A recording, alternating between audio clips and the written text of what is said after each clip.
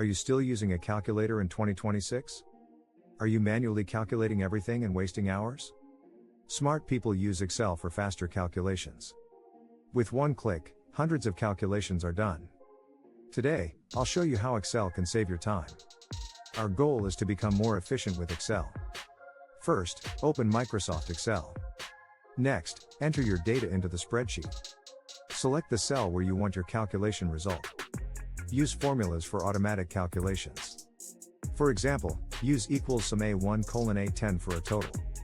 Press enter to see your result instantly. You can also create different formulas for diverse needs. Graphs and charts can show trends visually. Save your workbook for future reference. Now you have the tools to work smarter. You learn to enter data and create formulas. Excel can help track money and manage data efficiently. Start using what you learned today. Take your skills to the next level with Excel.